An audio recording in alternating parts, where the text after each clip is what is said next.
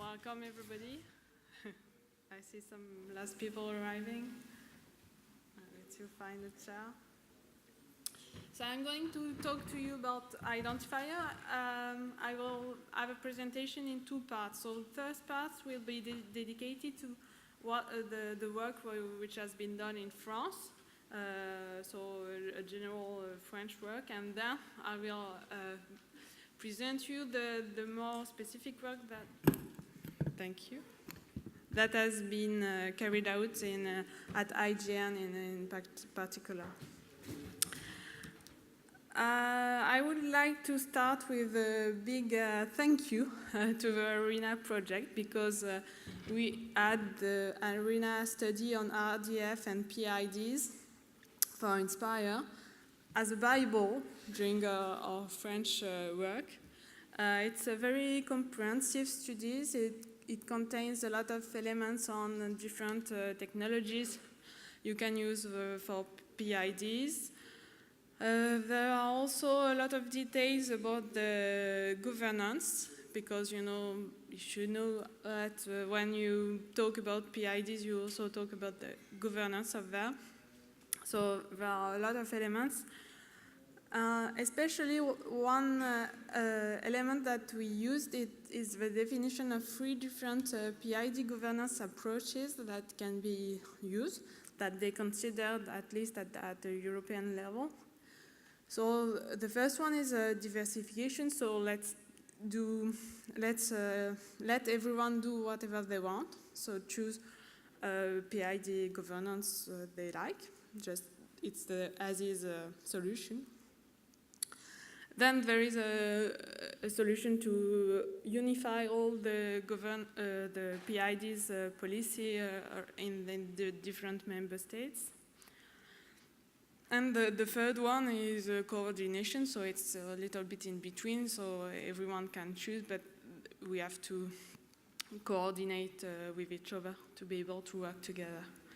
So I give you here a very simplified view of what's in the documents. It's really more detailed, so I let you read the Bible by yourself.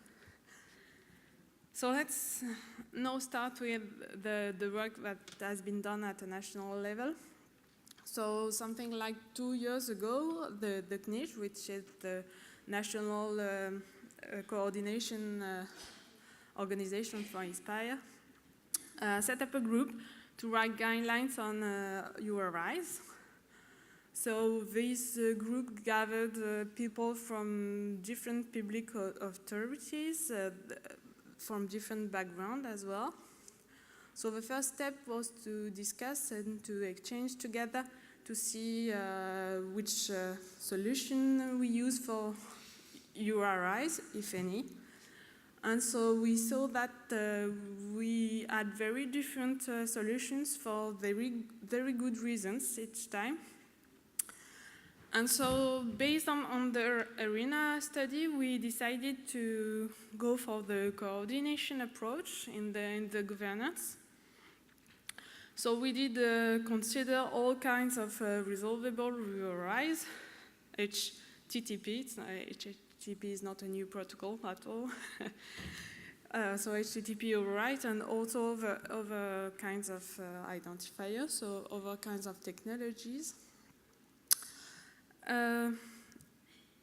So one important thing is that the priority of the group was fixed to resource identifiers, as it's defined in Inspire, so identifiers for datasets and services. This means not feature object identifiers. It was not in the scope of this group, even if we had this a little bit in mind when we worked. It was not the main objective. The main objective was resource identifier for very good reasons. It's because previously we had some national working group around services, around metadata, and one issue that kept popping up is the link between the metadata and the services. Because if you search in a catalog for metadata, you don't want to access to the metadata, in fact. You don't care about it. You just want to access to the data. And so this link in Inspire is based on the resource identifier. In the implementation world, let's say this link is more based on a URL. So a resource locator, better than an identifier. So to make a compromise between these two aspects, we decided that we would recommend to have an identifier in the form of a resolvable link, so either HTTP URI or something, so that in the different elements you see, so the service metadata, where you have the coupled resource, the data metadata, where you have the resource identifier, but also in the capabilities document, where for each layer, for example, you have the link to the metadata. You would use your resolvable identifier to be able to make the whole SDI work, in fact. So as we had a coordination approach, we tried to have only few requirements. So we have only one requirement, in fact, in our guidelines, which is that the resource identifier should point to the resource metadata. Of course, we also mentioned that it can point to the resource metadata, but also to other kind of documents, other kind of resources, based either on the addition of parameters at the end or with the content negotiation process. So for example, for dataset resource, we could imagine also a solution to be able to directly point to the zip file of the download service or whatever.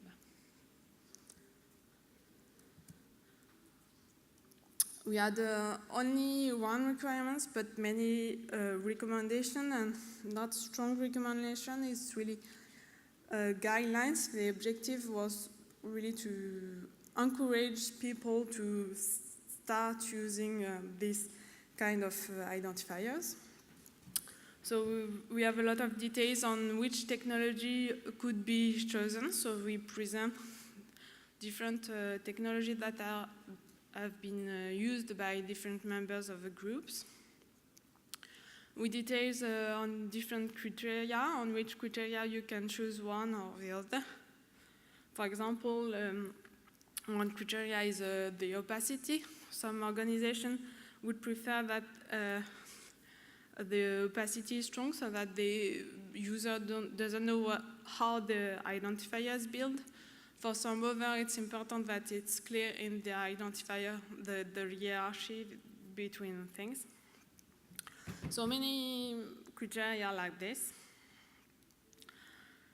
And then we also have a part on the governance to help, again, start with this work in each organization, so how to set up the URI governance. So guidelines are available online. Well, of course, they are in French, but they have a lot of images, so you can have a look at them.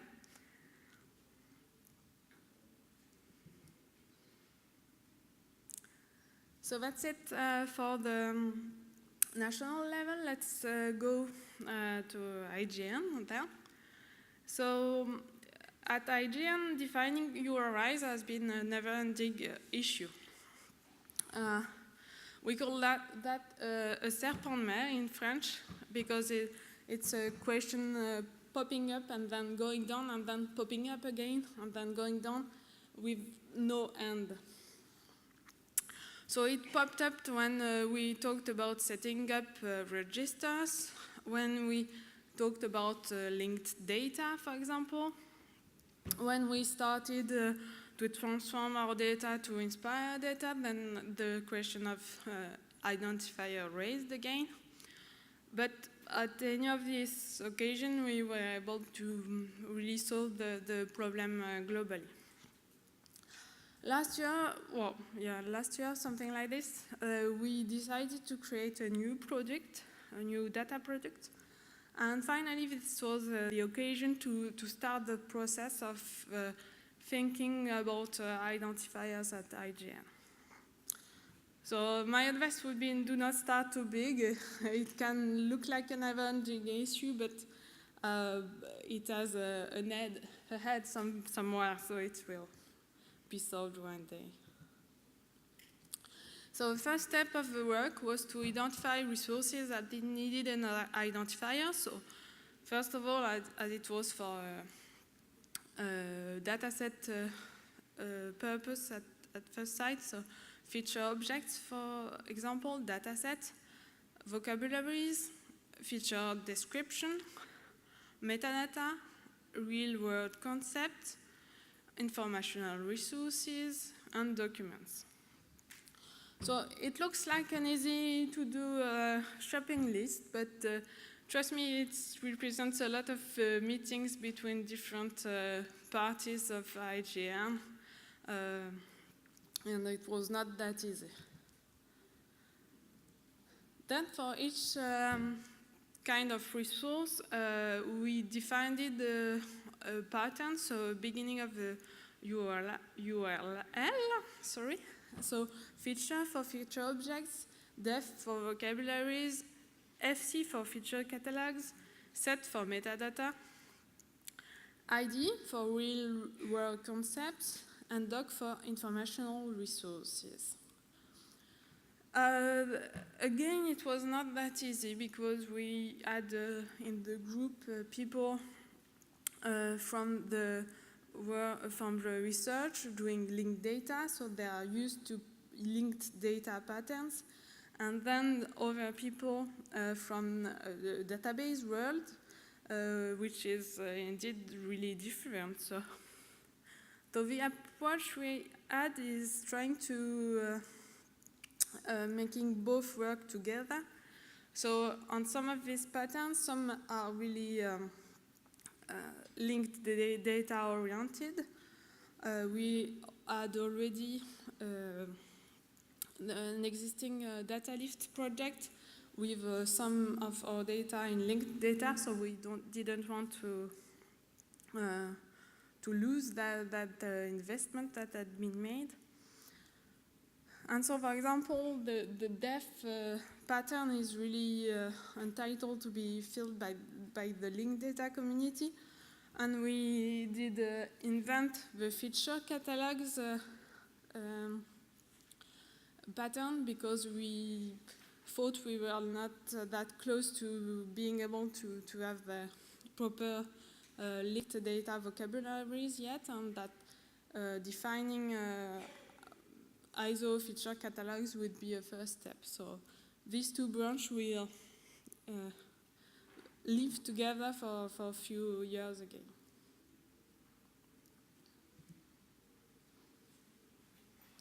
So this is finally the full pattern. So for example, for feature, so there is the root of the pattern, which is not that fixed yet. Then you have, for example, feature, then the product name, the class name, and the object ID, and eventually the attribute name if you want to point to a specific instance of each attribute.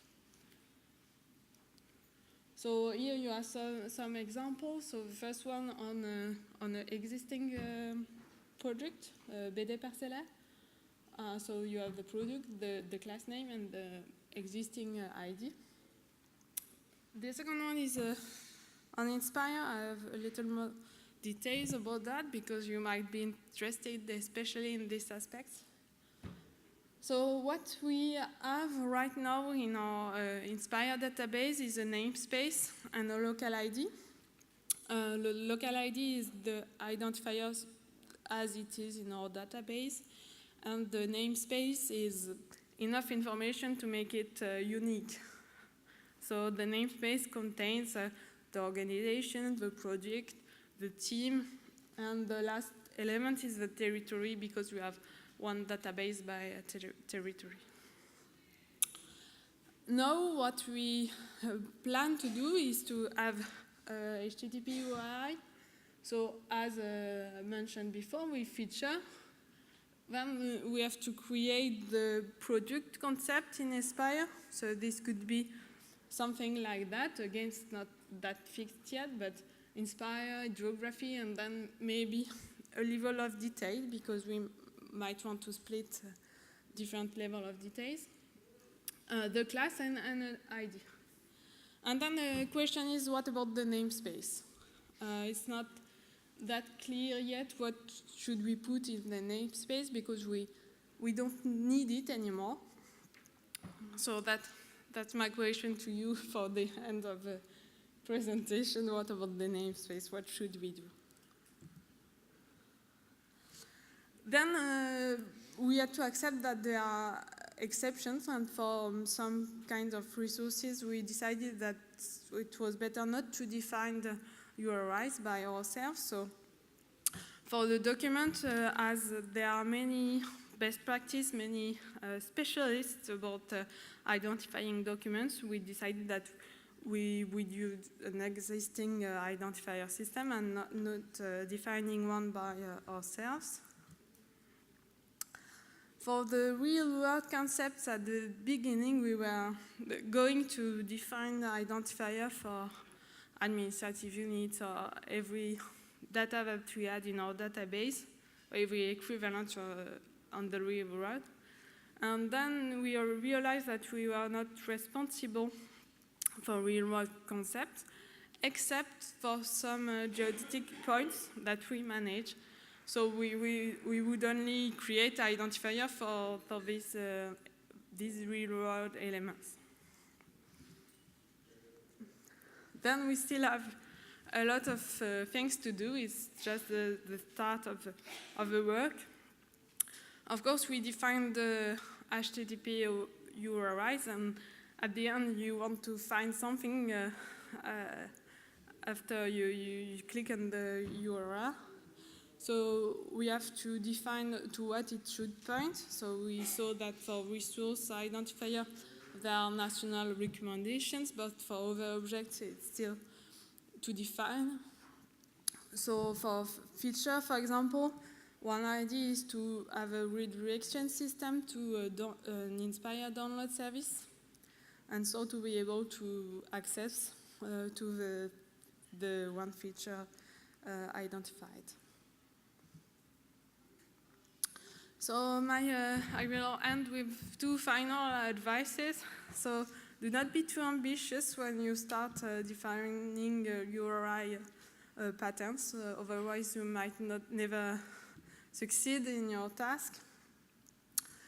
Do not be too shy either, because you have to think it globally at some point to have something harmonized. Otherwise, you might need to harmonize it later, and it can be really painful. Thank you for your attention. Thank you.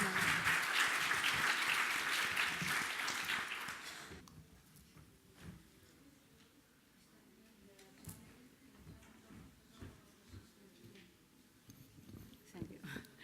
Next presentation will be given by Francisco Lopez-Pellicer, and is titled The Challenge of Resolvable Persistent Identifiers.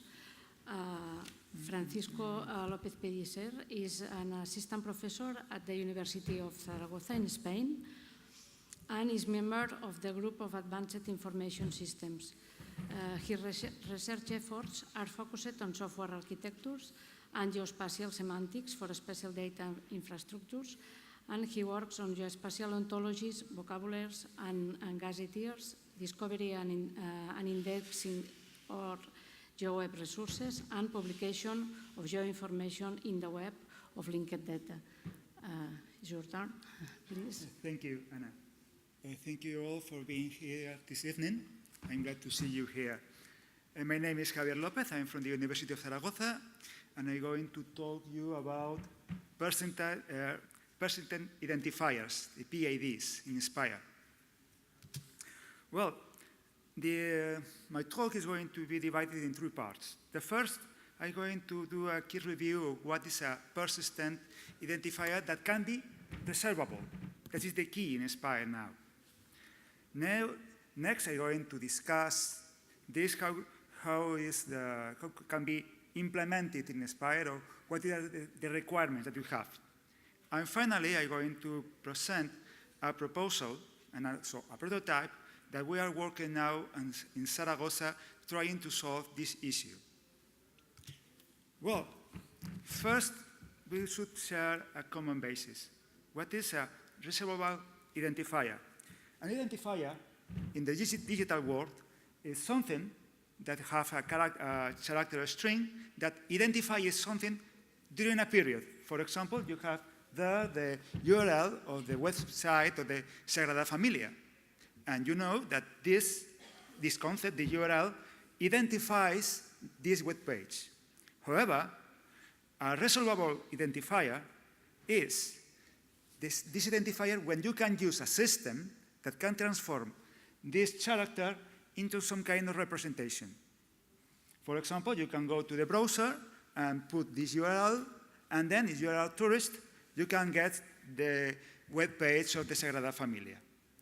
The important point here is that we are talking about identifiers, and identifiers are temporary in the sense that they apply during a period, and they can resolve to a resource even for a period. In this case, as you see below, this web page exists since the 2000, and by now the URL is the domain name is registered until 2018.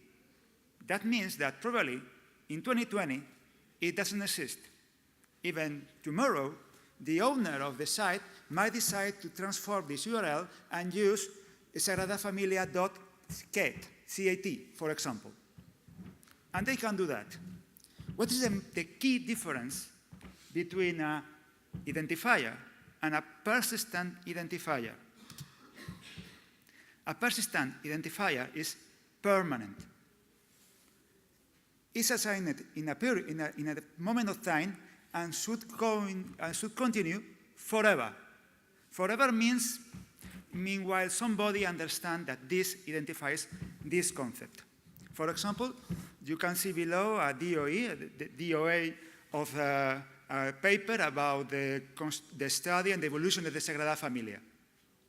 You can use it, and you can go, for example, to the DOA system, or can you go to a browser to retrieve a document that describes, in this case, this paper. This is a PDF version of the document. But also you can ask for the metadata to discover, who is the publisher of this document. And even, for example, in 2020, or 2030, or 2050, the publisher has changed, and instead to be Elsevier, transformed, you can imagine, Amazon takes the world and everybody, and every publisher is owned by Amazon. This system should point to that document. So we should be worried about that.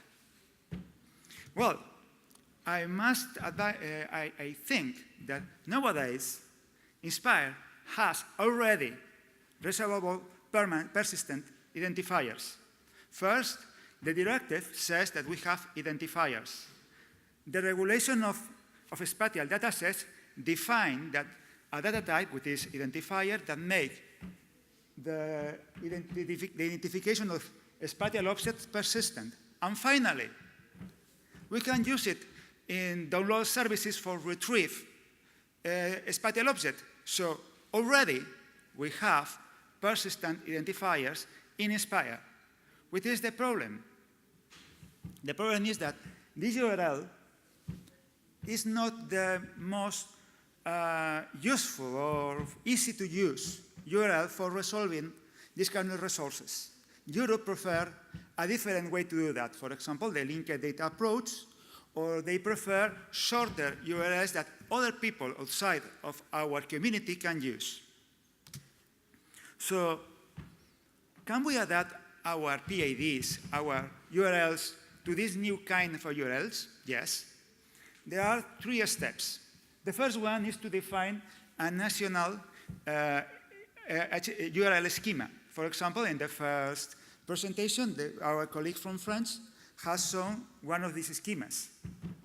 Next, we should to integrate into existing infrastructure. To mean to integrate can be made in 2 ways. One is to rebuild the systems and put inside the URLs. The other approach is to build a layer that only resolves the URLs into a request to our systems. In addition, we should start to register all the identifiers across our systems because we need to make them persistent forever. Because this is the real challenge. The problem is not to create now an schema or publish according to any schema. The problem is that we say that this is a persistent, resolvable identifier. So in 20 years, or in 30 years, or even next year, it should be working. Not just I publish and then it can be disconnected or whatever. It should be continue working. So in this scenario, we have a proposal and a working prototype for Spain that can be used for discussion. First, which is our framework? We have a legal framework in Spain, which is made by the INSPIRE, the regulation, the technical guidelines, and also the National Interoperability Schema, which are the rules that every public administration in Spain must follow in order to publish, in this case, data. And also, and this is important, in Spain we have several administration levels. So, for example, Catalonia might prefer to use a special schema or URLs, and Andalusia might prefer a different one, different from the national. And this might happen in Spain. So I think what is important, the National Interoperability Scheme of Spain provides us few constraints, only a general way to create URLs. However, they don't explain or they don't tell us how to governance these URLs and how to manage inside the organizations these kind of systems. So, which is our proposal? First, we want to be simple. We use a simple system that makes the minimum requirements of the national scheme of interoperability and the namespace and local ID and version ID, obviously, that is defined in INSPIRE. For integrating this with the existing INSPIRE infrastructure, we have developed a system for harvesting identifiers from front-of-loan services. And then we have built a system that provides a single endpoint that can be used for resolving these harvested identifiers into requests to the systems of data providers. And for ensuring long-term persistence of these persistent identifiers, we envision the following: a central registry, in this case national, of namespaces in order to avoid collisions between the different data providers. A central archive of identifiers for long-term persistence, because we know that data providers might evolve, change, system might change his URL, or even a data who is provided by provider A later can be provided by another one. Also, we have a central resolver also for long-term resolution. But this is compatible with other organizations such as autonomies or largest data providers that they want to have their own PID system. This is valid, meanwhile both systems are coordinated. Now, which is the current status of this tool? The harvester is working for about 1 month. We are testing in different real services, in this case services from the National Geographic Institute of Spain and also services from the Junta of Andalusia. We are adding new ones and testing the robustness of the system. this data is now being resolved. You have now a resolver that can resolve these sort URLs into requests to the existing download and services. Also, we can see the metadata that we have when the identifier has harvested, when he has changed it, or if they have been modified, whatever. The long-term archive is now in development. And now we have a browser that you can start to browse and explore the existing data. This is in progress, but you can visit to this URL. The system is quite easy to move. They show the different namespaces that we have now under the system. We have the different data about the browser to browse all the identifiers available. Also, we can see the details of each of one of them. We are planning to add more and more features in the next few months. And I think I must conclude.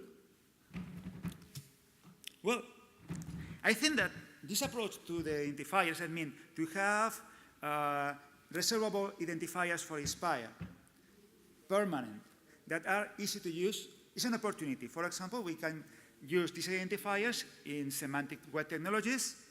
We can also make easier, for example, for Google, for indexing our repositories, because now we are only getting the basic data from the spatial object, but we can get more data. Also, we can do exactly the same for data sets, services, and metadata. That means, why not to crawl existing catalog services in order to extract the relevant data about identifying items, mint the corresponding URI, and then provide a resolver to resolve them, and then keep track of changes. And when something changes, for example, a service moved from an URL to another or whatever, you only need to update the data in the archive. Just the DOI works. This is technically feasible. Yes, we are doing that. And there are other systems in the world outside of the world of the geographic information. But the important thing is the main challenge, the real one, the organizational challenge that is implied. We need some kind of national framework that can support this system in the long term. Additionally, each data provider should start to understand that their own local identifiers should be persistent inside the organization, because it is a real problem that if you publish your data, more probably you can say, okay, this is the identifier, for example, for a land parcel. But in 10 years, you decide, no, this is different. This is a problem. But nowadays, there are many people that are publishing data that they don't keep track of his identifiers. They may be, okay, I created this only for Inspire. And these identifiers are different from the identifiers that I use usually in my system. Well, this is the end of my presentation, and I'm very glad for your attention. Thank you.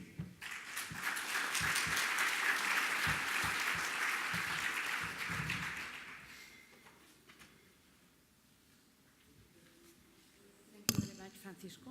And now the next speaker is Jon Blower. He is the chief technology officer for the Institute of Environmental Analytics. That is a new partnership of academic and commercial organizations based at the University of Reading in the UK. He leads a number of collaborative projects in the area of environmental informatics and visualization. And among these projects is MELODIES, a 7 million European 7 framework program project with 16 partners and 8 European countries. And now Jon will present the practical experiences with developing linked data applications in the MELODIES project. Okay. Thank you very much indeed, Anna, for your introduction, and thank you very much for everyone for being here, and particularly to the previous speakers, not only for very interesting and informative presentations, but also for linking very well with what I'm about to talk about here. So, as Anna said, I'm from the University of Reading in the UK, and I'm the coordinator of this project called MELODIES, which is all about exploiting open data. MELODIES actually stands for Maximizing the Exploitation of Linked Open Data in Enterprise and Science, which is quite a nice acronym, but I'm not spelling it out because it's too long. But what we're really talking about here is what does linked data mean when it comes to building applications on geospatial data? What does it mean for people who are not so familiar with this community to build applications and try to get some value out of it? So just to leap up right up to now to the top level of the kind of vision of what linked data is really all about. This is a quote that I've slightly adapted from Tim Berners-Lee, which is, if the web made all the online documents in the world look like one huge book, then linked data will make all the data in the world look like one huge database. So in other words, the web that we use every day is basically a collection of, a very, very large collection of documents that can be searched and found and downloaded. And those documents are mainly for humans to read. And what we want to do is do the same thing, but for data that can be read by machines, so that we can have much more greater interoperability between systems and have this vision of making all the data in the world look like it's one big data set. So we have a high-level viewpoint of linked data that is reasonably well established. We like linked data because it helps to build bridges between data silos. So if you have data that's been produced by different entities, we can use this kind of the standards and technologies of linked data as the common factors between those data silos.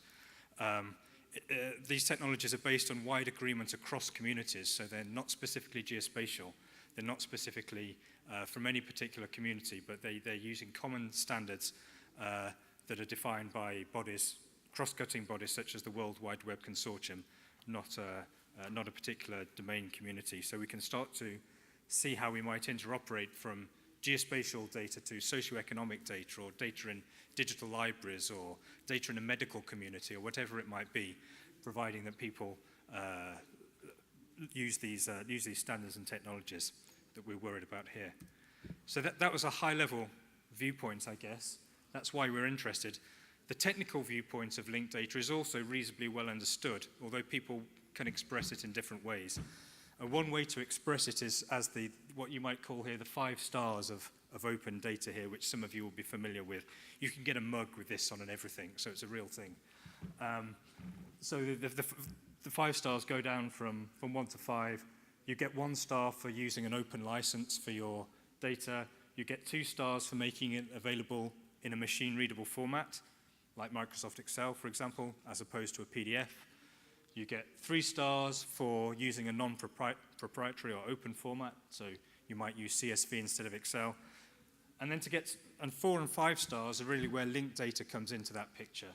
So for 4 stars, you get 4 stars if you use URIs or persistent identifiers to denote things so that people can link to you. And then you get the 5th star for linking out to other people.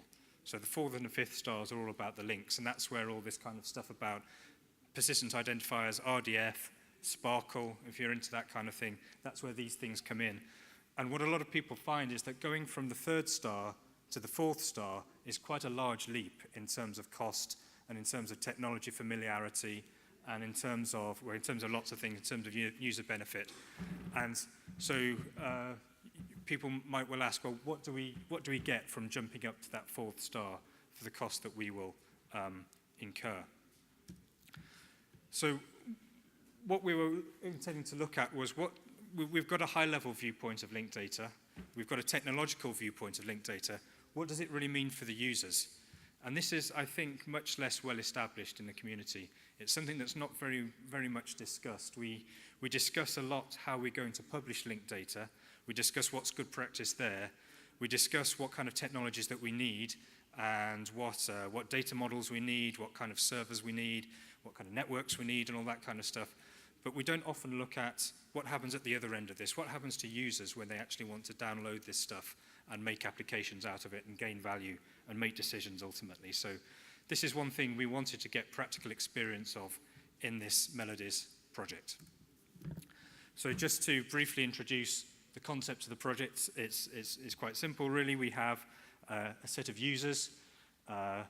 Don't take the clip art too seriously. This is just what Microsoft PowerPoint could offer when I was producing this slide. We don't actually have a fireman in the project, at least not to my knowledge. But anyway, so that there are users out there who want to use all kinds of open data sources that are on the left there. So this might be coming from the GEOS, the Global Earth Observation System of Systems, the Copernicus program, Inspire, of course, other public data sets. And we make available to those users services, which are those coloured boxes down there, which we build upon a common platform. I'm not going to say too much about the platform today, but the services are developed mainly by European SMEs. In some cases, they're developed by research institutes, but in the project, we have 16 partners from 8 European countries, and 9 of those partners are SMEs who are developing services based on open and linked data. So they're really kind of hoping that linked open data will help to grow their business, and so they provide a really tough test for these technologies of linked data, because they will only adopt them really if they can see the business benefit.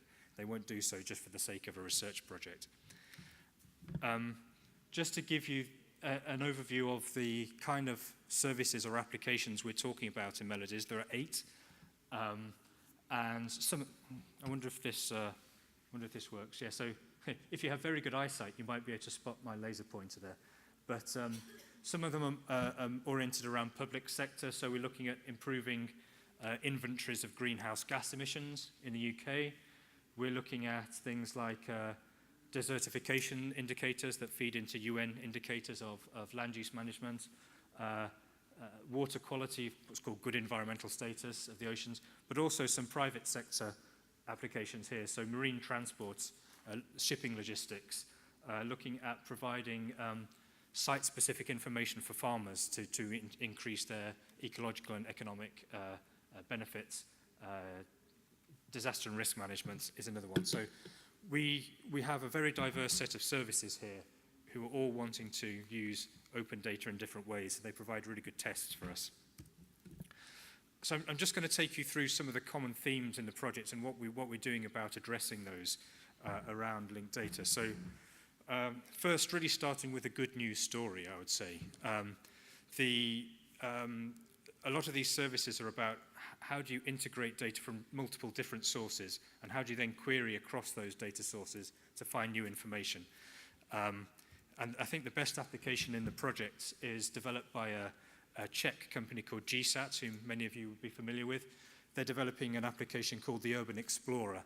And this takes all kinds of data around the Prague municipal area and integrates it together. Behind this is a linked data system and Sparkle queries, if you know what that means. And they use that to provide a dashboard to help urban managers to plan developments in that area. So you can't see the details here, but I'm sure you can see a map and lots of nice graphs and lots of information and all that kind of stuff. And the idea here was that it was easier to build this application based on linked data, because the data inputs to this application were provided by groups like OpenStreetMap, the Prague authorities, this project called Linked Geodata, and others. In this linked data form that was it's very clean data, very well sorted out data. It's very easy to cross-query data across multiple data sets, because the data have been cleaned up and formatted and made available in a consistent way. So we have things like administrative regions, developable areas, flood zones, and various other things that can be brought together. And so that's a really nice application of linked data in action. But all the linked data is really behind the scenes there. It's driving the application. The end user who's clicking on the app doesn't know anything about this. This is just, the benefit came to the developer, not directly to the end user. I'm going to skip over this one in the interest of time, but we're also looking at another service in the project is looking at historical floods. So taking information from satellite data, from social media, and from other data sources, integrating them together to provide open data about past floods in the European area. I just want to say a few words about geospatial linked data, because As you probably already understand, linked data is not a specifically geospatial thing, and there is already a well-established stack of technologies around geospatial data, GIS, that kind of thing. And so we want to try and bring those two worlds together, the kind of wider world of linked data with the specific world of GIS and geospatial data. And so our colleagues at the University of Athens are developing a suite of tools to make that kind of transition easier. I'll just take you briefly through them here. They attack the problem in different ways, depending on your use case. So we've been using different ones of these tools in different applications in the project, depending on the use case. So the first one called Strabon there, that's an RDF data store for geospatial data. So it's like if you're familiar with what a triple store is, it's a triple store that's enhanced with geospatial querying capabilities. So that supports the OGC standard GeoSparkle that's already been mentioned today. It also supports a standard called ST-Sparkle, which is about time-varying linked data, time-varying RDF. So anyways, that's a good use case. That's a good solution if you want to take your data and put it in a data store that can be queried. GeoTriples is more of a conversion tool. So if you have data in something like a shapefile or a geodatabase or a GeoTIFF or some other formats too, you can run the GeoTriples tool and it will convert it into geospatial linked data according to the correct ontologies. And then you can do what you like with it. You can ingest it into a database or whatever you want to do. On-top spatial is a different way of approaching this. This is assuming that you already have a geospatial database like Oracle Spatial maybe or PostGIS, something like that. And that provides a wrapper layer over the top. So by creating a mapping file, you can keep your existing database but still provide a linked data endpoint, a linked data access into your database through this kind of abstraction layer.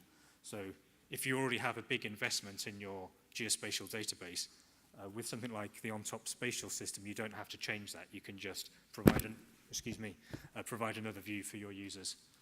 Silk is a mechanism for discovering links between data sets, essentially. So you can give it different data sets, and it will mine those data sets to find the links between them and create new information that you can then use to build applications from. So I'm assuming that these slides might be available on the conference website afterwards. So I'm sure you can, if you're interested, you can grab hold of these slides and learn a bit more. This slide doesn't come out terribly well, I'm afraid, but they also have a tool called Sextant, which is about visualization of geospatial linked data. So this is like a web GIS system that will point to a geospatial linked data store and enable it to be visualized and explored and queried in a more intuitive manner than otherwise might be possible.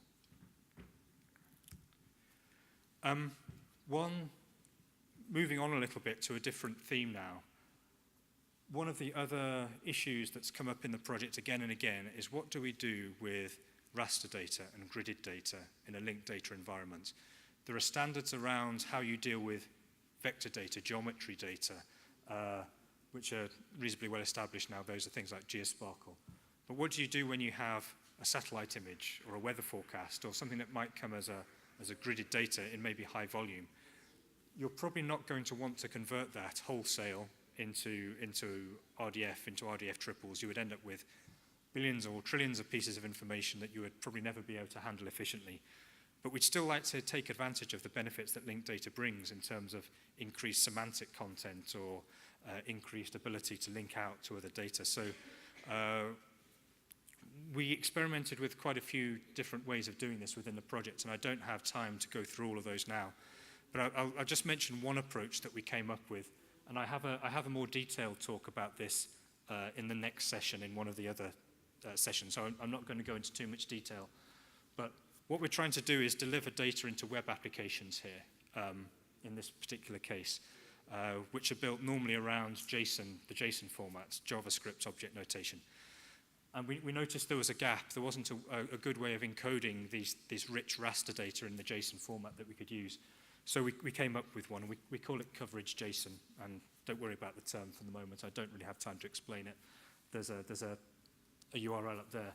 So we can encode geospatial data in this JSON format for web applications. It'll take gridded and non-gridded data. It'll take continuous data like temperature and categorical data like land cover. It's designed for web applications and mobile applications. But more importantly for this talk, we intend this to be a bridge between the worlds of domain science, weather forecasting or Earth observation, and linked data. So what we have here is a kind of compromise option whereby we have the metadata about the data in JSON-LD. And if you're familiar with this, this is a dialect of RDF that's recorded in JSON. So if you're a JSON user, you don't have to care about RDF. You can just treat it as JSON. If you're an RDF user, you can convert JSON-LD into RDF and do all your kind of things that you would normally do with RDF. So we have the metadata in JSON-LD, which is RDF in disguise, but we have the data in plain arrays, which is a much more efficient way of handling this. And if you have no knowledge of RDF, you can still use it, but there are semantics and more information buried in this format that you can use in a linked data environment to kind of link out to definitions or link out to external relevant projects or groups. So it's kind of a link-rich format, I would say, without being pure RDF. I don't have time to go through the applications, but we can do things like land cover remapping entirely within a web browser. And web browsers are very capable these days of handling millions, tens of millions of data points interactively in the web browser environment. So we can start to build much richer applications based on the web browser. So I just want to conclude by talking about other common themes, and some of this has been touched on in previous talks as well. Selecting the right vocabularies to use to describe your data is a huge, huge barrier, mainly because in most cases the vocabularies don't really exist. If you pick a specialist domain, we can describe general geospatial data, but when you go into a specific domain, quite often people find that the vocabularies don't exist. So then they go, well, what do we do? Do we create a new one? Do we try and repurpose an existing one? Do we give up? What do we do? So that's a known barrier. The thing I want to finish with is how do we, given that we're near the end of the MELODIES project now, how do we publish the data to ensure that it will be reused to the maximum extent possible? How do we go back to this concept of the web of data to ensure that it can't just be discovered by people who are already interested in our area, who are already members of our domain, but the wider world of the web? How do we make it available to everyone? And so we know about things like, of course, the Inspire portals, GeoPortals, the GEOS, and all these are aimed at particular wide but particular communities. We've looked at a couple of things. So there's a vocabulary called DCAT, which is a general vocabulary for describing data sets, and there's a particular flavor of it called GeoDCAT, which is for geospatial data. So we've published our data catalog in GeoDCAT format, so people with generic DCAT catalogs can harvest us, and people with GeoDCAT catalogs can find out even more information. But the thing I quite like to finish on is, well, what about the mass market search engines here? Quite a lot of these mass market search engines, particularly Google, from which this comes, are now alive to the possibility of being used as portals for discovering scientific data. So normally if you type in weather data into Google, you just get a whole load of information about the weather. But if you look behind the scenes a little bit about what Google are doing, they're now providing a means to mark up your data in a way that Google will discover. And so this gives you a little kind of teaser, is in the future, maybe if you type weather data into Google, you won't just get all kinds of information about weather, you'll actually get data sets ordered according to some algorithm as to what's the most relevant for you, given your search history and your shoe size and your age and who you're married to and all that kind of stuff.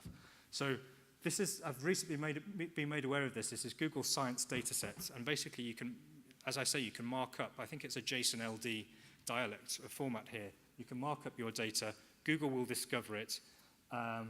There are also things like schema.org, which are more about cross-search engine discovery. And maybe in 10 years' time, we won't be talking so much about special portals. Maybe we'll be talking about how we get the data to everyone through where they're already looking, which basically is Google, Bing, Yahoo, whatever. So that's a controversial point for discussion, but let me conclude anyway. So we've explored this issue of open linked data through 8 real applications with emphasis on the user's point of view. And we're developing a lot of tools and standards for using and producing geospatial linked data, which you might be interested in. What we see is, in conclusion, is the application developers see that there is a benefit to linked data but there's a big barrier for them to get over. It's great if somebody else has already gone to the trouble of converting the data into linked data and publishing it in a very nice format, then that's great. The developers like it. We'll take that up. Thank you very much. But if the burden is on the developers to do that conversion, they're not going to do it. It's too difficult. There's too much of a barrier. So we need to be aware of that. That just because we have this capability doesn't necessarily mean that everybody's going to pick it up. And I think, importantly, we need to build more bridges into the user community and not so much think about data provision, but also think about what the user is going to do with the data. That means bridging between linked data technologies and the technologies that people already use. The mass market search that I just mentioned, the flexibility that linked data gives is brilliant if you're a data provider because you have a lot of ways to describe your data very precisely. But that same flexibility is terrible for users who just don't know what to expect when they go into a linked data service. So we've really got to kind of sort of bridge that gap somehow. And with that, I think that's just about my time. So thank you very much indeed for your attention. Thank you very much.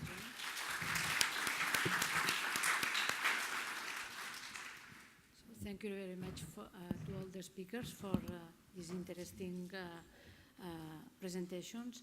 And now it's time for questions. So, is there any question?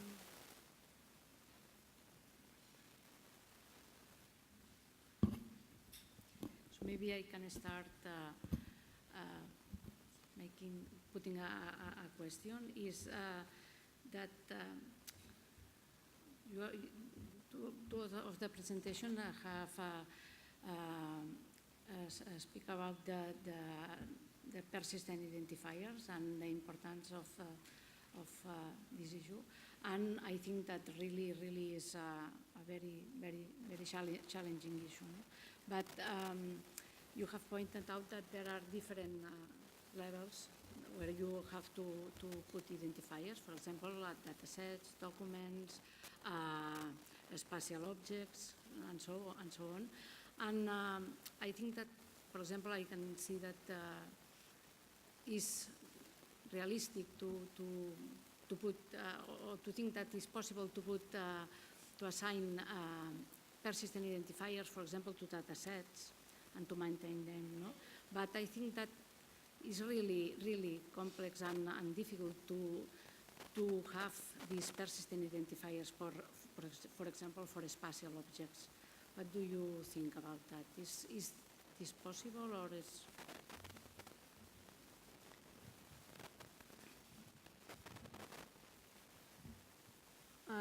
Yes, you are right. This is a big challenge, and I think that on this point we have a similar approach as in Spain, because it's in two steps. In fact, your object is hosted somewhere, and you don't really care about where it is hosted. The only thing you have to do is to maintain something persistent indeed that really points to this place, but this place can change. It doesn't matter, and I think you have a similar approach. Do you want to complete that? Regarding your question, I think that it's easier for keeping a persistent identifier for a large object, in the sense, for example, data set, because we already do that, for example, with books, or for example, when we use digital object identifier. For example, the USGS in the United States, they have started to use that in order to identify their data sets. I think, this is my personal opinion, that when Inspire directive started to say, okay, we need identifiers to a spatial object, I think that the directive was too ambiguous. From my point of view, instead to say I want to have an identifier for each small piece of data, it could be better to say we should have a persistent identifier for metadata, for data services, and for data sets. I mean, the largest items of the infrastructure. Because if you have this, it's very easy to build a identifier for a spatial object because it can be based on these previous identifiers. This is my point of view. I think that inspiring that point is too ambitious because it's too complex. That.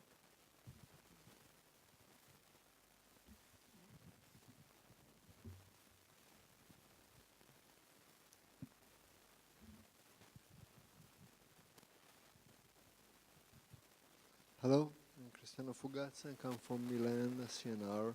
Personally, I don't think that assigning persistent identifiers to whole datasets may work properly, because you can find kind of data, such as sensor data, for example, that you can expand in an infinite series of small datasets.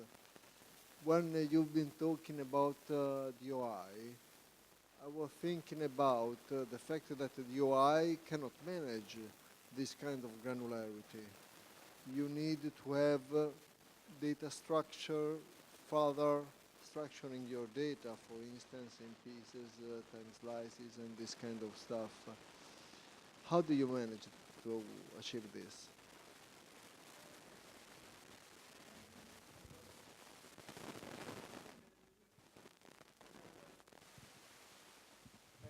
A URL is something that is just a sequence of characters. That the meaning, we are the people that say the meaning of this. You can use, for example, an DOI for identifying, for example, a single cell. It's not a problem for doing that. You know that this is a single cell not by a DOI, but the metadata associated with the persistent identifier. So in this sense, we can use persistent identifiers for whatever what we want, and with the detail that we need. Meanwhile, we can add metadata about that. I think that, I guess that this is my point of view on this point. So I think that anyway, that this depends on our goals. If we want to have a highly detailed system, we can do that, but I prefer to have something more practical, to have persistent identifiers at dataset level, for example. But Inspire said that it must be a spatial object. Let's go, do that.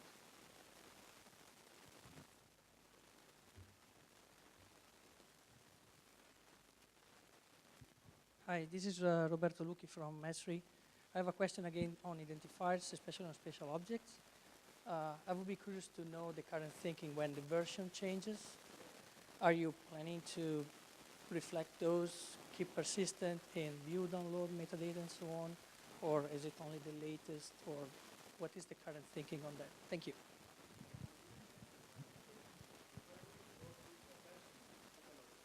I focus only on a spatial object, but the system is designed to get the information about the object and its versions. And we plan to show in the system, when an object has several versions, provide links to each of them. So our point is that if a system, any system, has defined a way of identifying items, such as Inspire, and they have defined the version in it, I think that we can extract and create and mint identifiers and get the metadata about this kind of information about versions.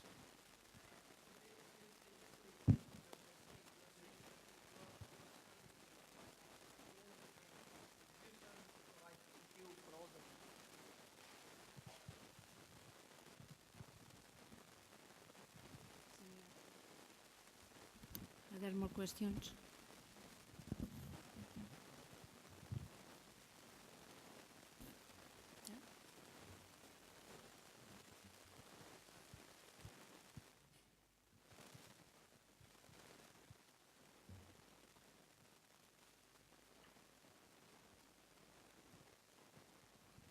Hello, my name is Yuria Maxim from TeamNet Romania. Regarding as well the identifiers, I saw that all of you made the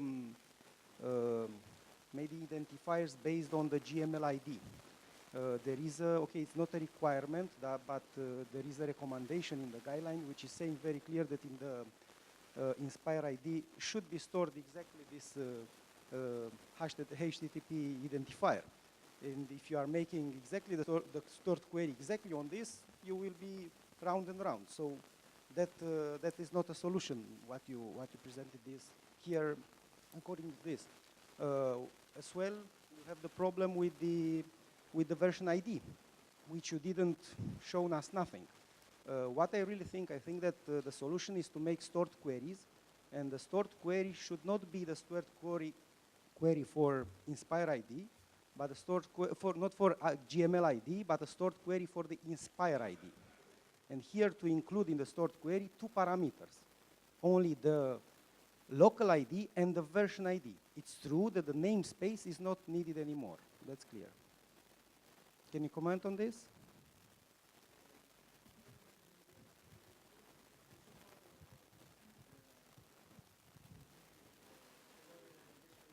With the version ID, the URL is longer. They include the version ID at the end of the URI.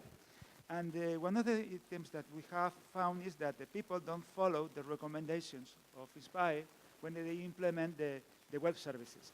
So we are trying to develop a system that is trying to adapt to each one of the largest providers, because some providers, for example, they use the YAML ID, and they mean their own YAML ID, which is different from the recommendation of Inspire, and others follow that. So we expect to have a survey in Spain of how the people is publishing their data and trying to discover, okay, for example, this happens something curious for version. We have found that some providers that use a number for version, which is the number of the year. But some people use the number of the year, and others put a 0 in front of the year. Why? Because they started to discover how to publish, in this case, the Inspire data. So I guess that the problem that you have arise and others, we are going to face them and try to solve in this start of the system. So we plan to have a report by the end of the year with all the experience with the system and the advantages and the disadvantages found. And I think that this document can be solved, that can be useful to solve these kind of questions. I think that Marie, you want to... Yes, just to complete on this version issue, indeed it's an issue. We also discussed that a lot in IGN. We have a similar approach, allowing to add the version at the end of the URL. Optionally, if it's not added, then it points to the last version of the object. The other issue we have is that, in fact, we do not manage yet feature versions. The only thing we have is dataset versions, as we have an annual release. So another option would be to include the version earlier in the URL as another optional element. And as mentioned in the previous version, this implies that we need to serve in WFS and WMS previous versions of data, but that's already something we do.